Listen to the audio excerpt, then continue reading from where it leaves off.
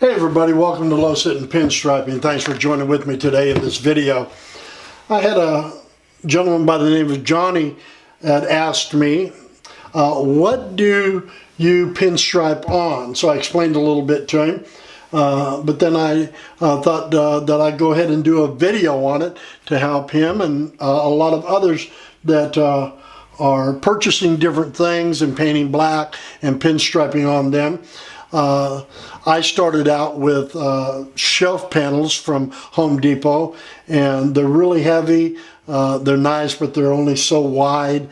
And I had little metal tin plates that I bought from Home Depot and painted them black and did those. And I even had some thin plywood that I pinstriped.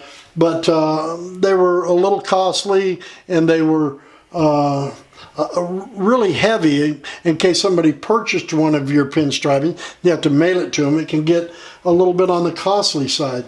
So what I've done is I bought this. It's a piece of cardboard, and it's from Hobby Lobby, and it's actually a 19 by 25 piece, and I've cut it down already to go ahead and get it prepared and ready to pinstripe. And then I was over at Home Depot and I seen this shelf papering. So it caught my interest, and I looked at it. It says chalkboard. It's an 18-inch by 6 foot, so you can get a few panels out of this. And so I thought, well, what I'll do is I'll just put this on top of that. I've already got a piece all cut out. It's almost a satin black. It's not real shiny, but it's really nice, and I think it's going to do a nice job. So I've already cut this piece out. You can see the back of it. So why don't we go ahead and I'll show you how to apply this to the cardboard. Let me set this over here out of the way. So I've already, like I said, I've already got it cut out, and what I did was, you always want to start at the bottom. And I've got a board here on my table that I pinstripe on, and that way I can butt this up to the bottom of it, because that's where you're going to start at. And so what also I did is you want to cut a little overlap on each side and then overlap on the top, because then you're going to turn it over after you put it on, and you're going to trim that all off. So in doing so, you want to make sure that your surface is clean.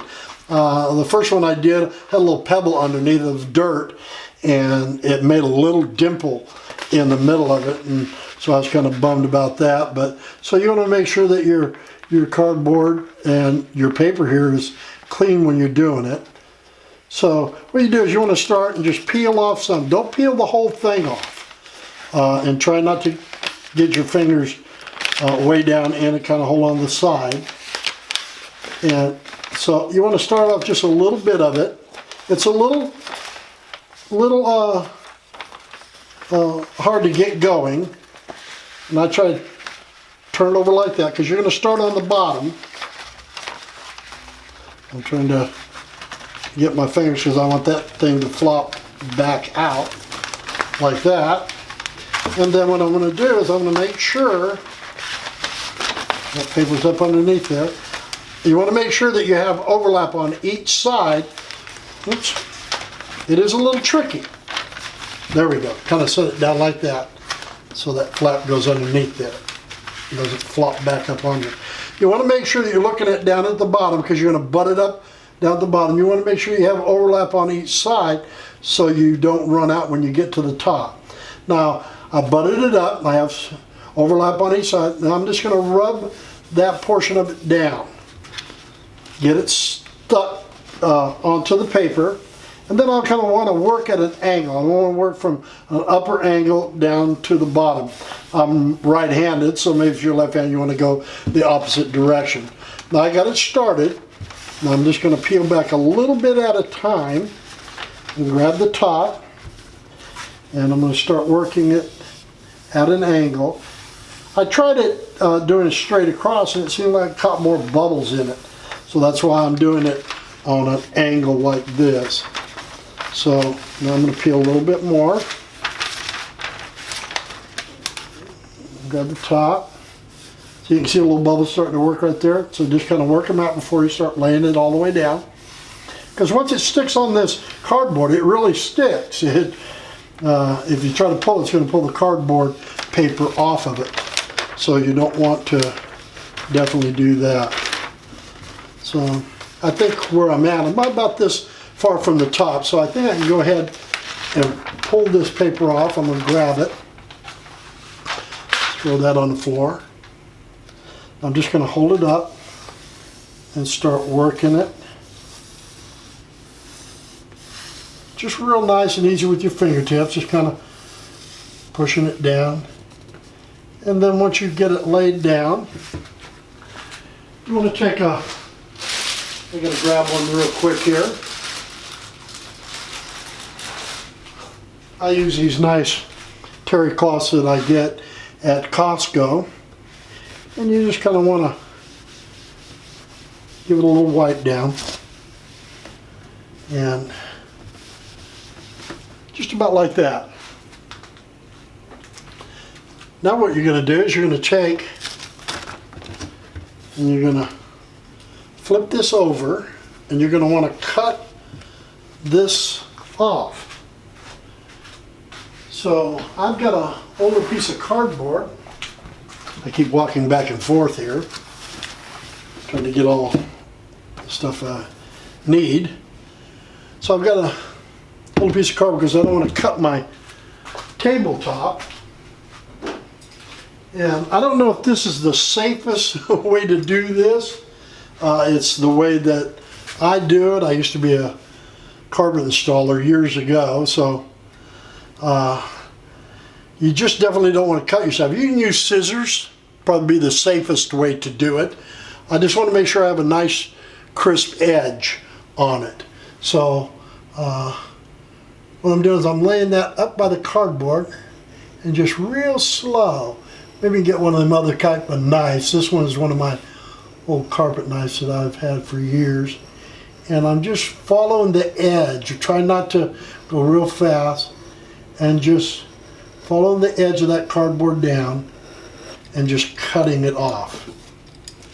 And then once I get over here, I can just turn it around. Now I'll do the same thing on all sides. Just really easy. Start cutting it down. I hear the garage door opening. I think my wife and daughter are coming home from the store.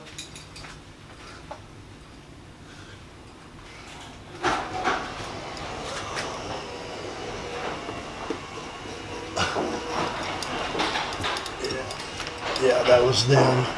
They're going to go through the house. It's not to get in the video, I guess, from talking. Okay, now I just turned it over. I'm going to follow it real slow, kind of get my hand out of the way. If you do this, make sure you just kind of get your hand out of the way and go real slow so you don't come up over the top and cut your finger. That would be not a good thing to do.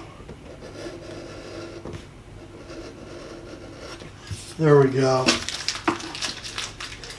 Get my knife out of the way. I'll turn it back over. It made a nice crisp edge on it. I want to wipe down the edges, kind of press everything down where I cut. Just make sure nothing came up. And not get this cardboard out of the way. And there we go. And I use a Stabilo pencil when I'm laying out my designs. I use Steve Koffa's grid, and I can show you real quick that on top of this we can just put some lines out here. If you use Steve Koffa's grid, I don't know if you do or not, but I really like the grid. I haven't used it very much through the years, but man, I'm just trying to challenge myself and more scrolling, and I'll tell you, it is an awesome thing to be able to use. because when you're doing scrolling, you kind of check out where you're at. And then I just kind of wipe it down, just take any excess off. And there, I'm ready to go ahead and start laying out a design on that. This is just small. I would have did it a lot bigger. But just to show you that when you're all done and you've did your pinstriping, and now you want to clean it up, I just take some Windex and I just spray it on. Take my clean cloth, and you can see that it's already melting it, and then I just gently wipe it all down, turn the rag over, and clean the surface, and there you go. And it works really nice. And so that's what I've been using lately. If somebody wanted to purchase this and I need to mail it out, it would be very lightweight, very inexpensive way to mail this off. And before I go, I want to show you one more thing that I seen at Hobby Lobby, is that I seen this pack of 5. It's called Renewing Minds. It's poster board. It's 11 by 14, and it's actually really glossy. And here's one. You can see it next to the flat black or the satin, and how black it is. And it got a real high gloss on it. And I said, well, I'm going to try that. And I put my grid on it, and I drew my grid out, and I put a design on it, just started pinstriping on it. And I went to get rid of my white marks of the grid, and what happened was it came off, but it left a line underneath. And so what I did was it doesn't work like that. So this is kind of one of them pieces of smaller cardboards that is really nice, but you must do a lot of freehanding on this. You're going to see a video I just did on one of these, and I just put some scrolling on it, and I did it all freehand. You'll see it in the upcoming video. And it came out really nice to scroll onto and everything, but yet you just can't make any mistakes with it, or you just got to discard it. So if that's something you want to try, I just wanted to let you know. Once again, it's called Renewing Minds. It's a pack of 5, and they're $3.49 for the whole pack. So this is kind of what I'm using right now and how I'm making my own pounds. I hope this has really helped some of you that are looking maybe to do some pinstriping other than heavier panels or metal panels that you've painted black, or like I used to do. So I hope you find this helpful. And if you are a member, thank you so much for joining with me in my videos. If you're not, hit that subscribe button and join with me. And if you like what you see doing, give me a thumbs up and share what's going on with your friends. All right, you take care and have a great day, and I'll see you all in the next video.